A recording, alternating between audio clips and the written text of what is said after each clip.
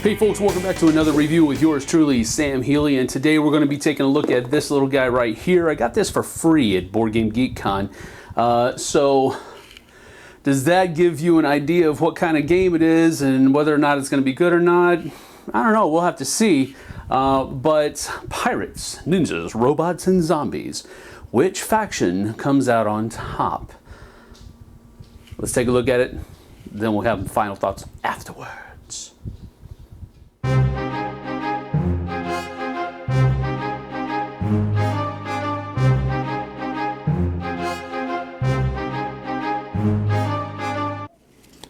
All right, first of all, real simply, in Pirates, Ninjas, Robots, and Zombies, you're basically going to be getting 54 one-sided tiles.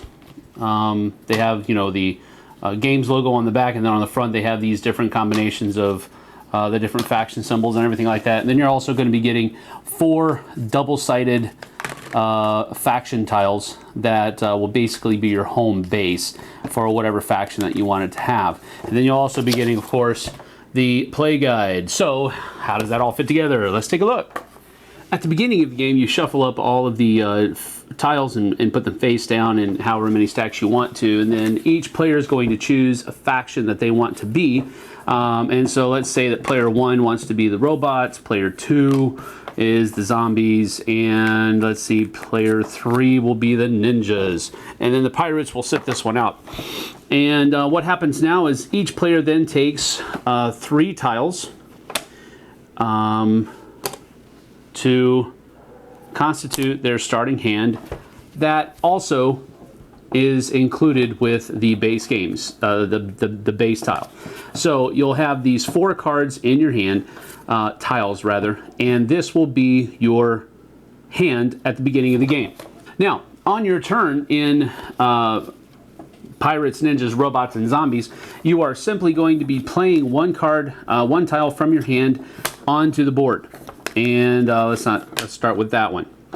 Okay, so you're actually going to be building the board as you play the game, kind of like a Carcassonne type feel. But the difference being is that whenever you add to a tile that's already there, you don't have to match.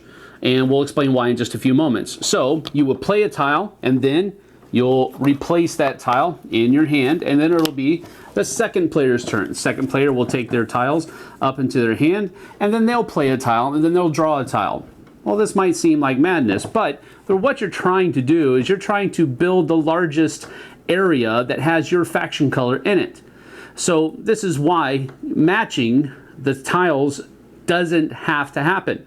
Now, if you're trying to build your tiles, of course, you're going to try to match your side. Now, when you match, you have to do it orthogonally. Here, here, here, or here. You can't place diagonally, and you cannot place half like that. So you can place full on. Now, notice here that it matches here, but it doesn't match here. That's okay. There's nothing wrong with that. Robot player has grown his area. All right, and so he would draw a tile, and then it's the zombie player's turn. Okay, well, the zombie player here doesn't quite like the fact that the robot player is growing so much, so he's going to add right there, and then he'll draw up into his hand. Okay, and so we continue going around in that fashion.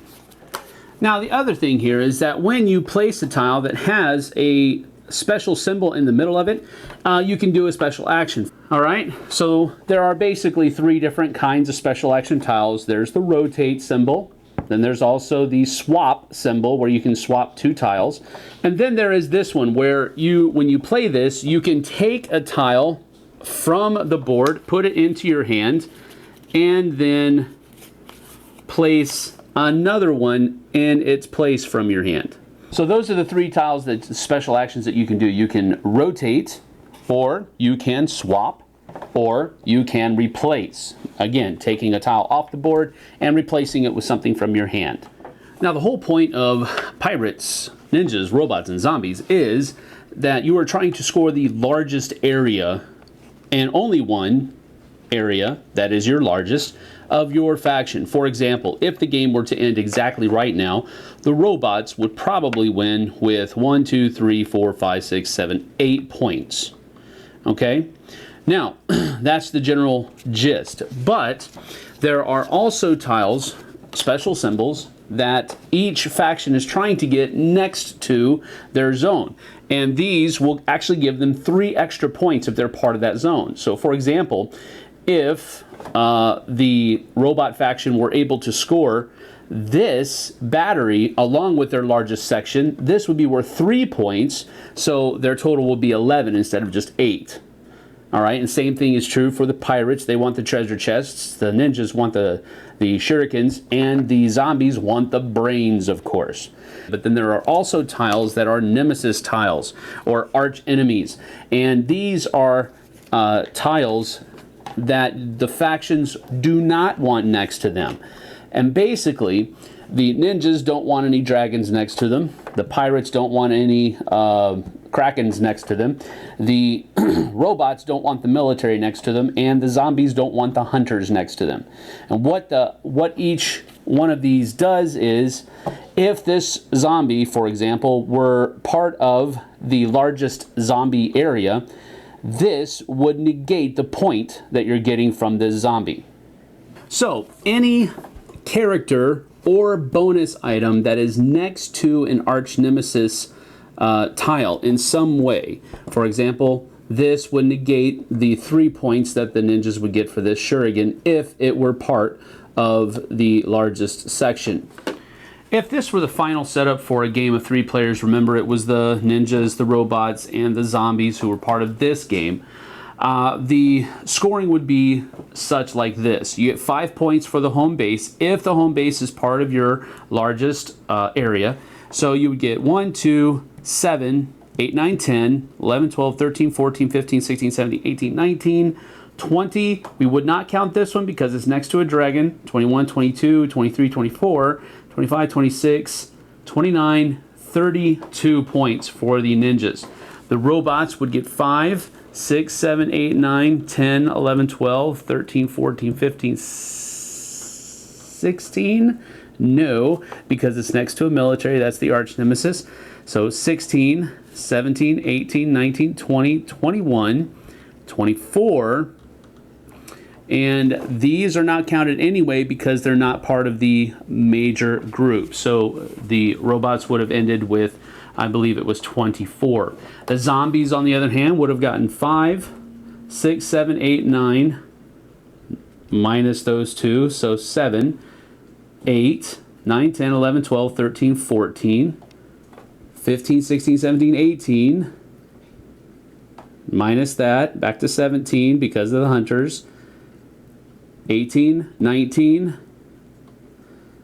This is not orthogonally adjacent, so it's still counted. 21, those two are not counted. So the zombies would have ended with 21. So the ninjas would have won the day for this specific game.